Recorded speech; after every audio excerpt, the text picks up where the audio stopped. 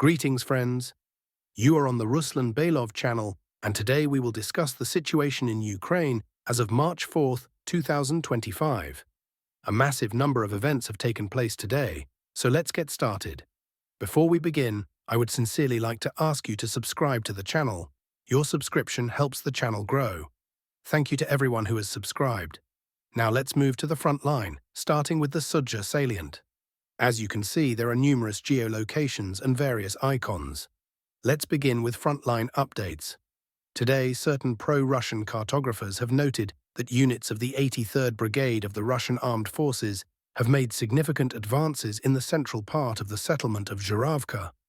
According to some Russian sources, the Russian side currently controls over 70% of this small village.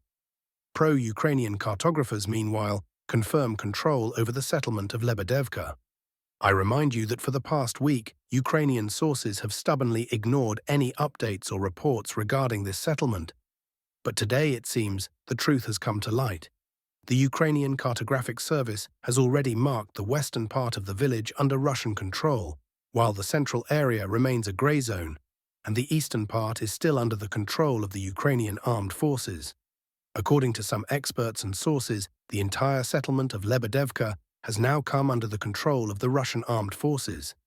Main combat operations in the Sudzha direction.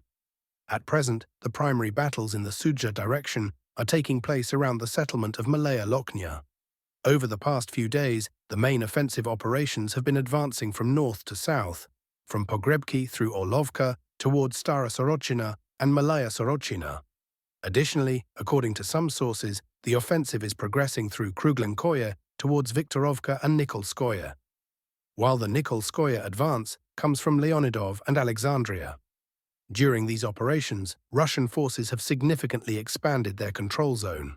As of March 4th, pro-Ukrainian cartographic services indicate that Russian forces have launched another offensive, this time towards Malaya Lochnia, but now from the east. It is possible that battles for the northern part of the Sudzha salient are reaching a critical juncture, and Malaya Lochnia may soon fall under Russian control. Infiltration operations and strategic developments. The fighting here is at the limits of capabilities. Meanwhile, the Seva military group published a highly interesting article in its official Telegram channel today. According to Russian sources, Russian armed forces, specifically reconnaissance and sabotage groups, managed to infiltrate Ukrainian defensive lines and reach the settlement of Kazachya Lochnia. According to pro-Russian sources, the bridges connecting Kazachya Lochnia, Sudzha, and Malaya Lochnia have been destroyed. Some sources claim that Ukrainian soldiers blew up the bridges as they prepared for a possible retreat or during their withdrawal. However, later, this information was refuted by the Seva military group. They clearly stated that the bridge destruction was the work of sabotage and reconnaissance units. If this information is confirmed, then, at least for a short period, Ukrainian forces stationed between Malaya Lochnia and Kazachya Lochnia could find themselves in operational encirclement, completely cut off from supplies. Southern sector and Kupiansk direction. We will continue to monitor how the situation unfolds. In the southern part of the salient, heavy artillery strikes targeted the settlement of Miropolaye.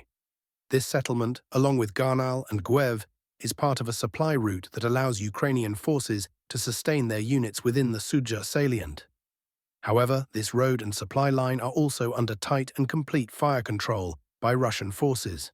Moving on to the Kupiansk direction, the map has not changed significantly in the past 24 hours. Before continuing, it's worth noting that in the context of Trump's upcoming speech, Russian sources have reduced the intensity of various publications. Currently, drone strike reports dominate, while updates on troop movements are scarce. It is possible that Russia is making a small goodwill gesture toward the potential Trump administration, allowing them to hold the press conference without major distractions. Meanwhile, some sources confirm slight advances of Russian forces near the settlement of Zagrizovo in the central Kupiansk direction. Southern Kupiansk and Lyman directions remain unchanged. Now we move toward the Chasiv Yar direction, where a significant number of geolocation updates have emerged. What stands out the most is the heavy concentration of FPV drone strikes targeting Ukrainian positions along the N32 highway. I remind you that this is the shortest route from Russian positions west and southwest of Ivanivske and the settlement of Kostiantynivka. If the Russian side attempts a breakthrough, it will most likely follow this road, as movement during the muddy season is only feasible along paved routes. This is also the shortest distance. Considering that the Ukrainian armed forces have been left without supplies from the US military, an offensive in this area may begin in the near future. Pokrovsk direction. Combat continues. Moving on to the Pokrovsk direction, battles continue along the entire front line. However, the key footage from the past 24 hours is a video published by the 114th Brigade of the Russian Armed Forces, showcasing their clearing operation and full takeover of Andreevka. The video is quite lengthy, 4 minutes and 13 seconds, and includes numerous clips, possibly dating back to December or even November 2024, up to early March 2025. It shows Russian soldiers gradually clearing the village, meter by meter. The footage features multiple instances of Russian tricolor flags being raised in different parts of the settlement. Most likely, this video serves as the final confirmation that Andreevka is now fully secured by the Russian armed forces. Tomorrow, the Russian Ministry of Defense is expected to officially confirm this information.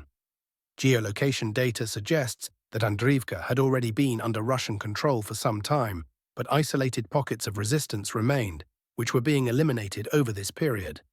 If Andreevka has indeed fallen under full Russian control, then a similar fate likely awaits the settlement of Kostiantynopil, as it would be nearly impossible to defend without Andreevka. It is expected that Ukrainian forces will soon withdraw from Kostiantynopil as well. Southern Donetsk and Zaporizhzhia sectors. Regarding the southern Donetsk direction, only one update has come from pro-Ukrainian sources. According to Ukrainian cartographers, Russian forces have expanded their control zone between Pryvilne and Berlatske. The fields between these two villages are now confirmed to be under Russian control. However, there have been no further reports of additional territorial gains. In the southern Donetsk and Zaporizhzhia directions, reports indicate that Russian forces are conducting heavy artillery strikes on Ukrainian positions along the Kamyansk-Shcherbaki line.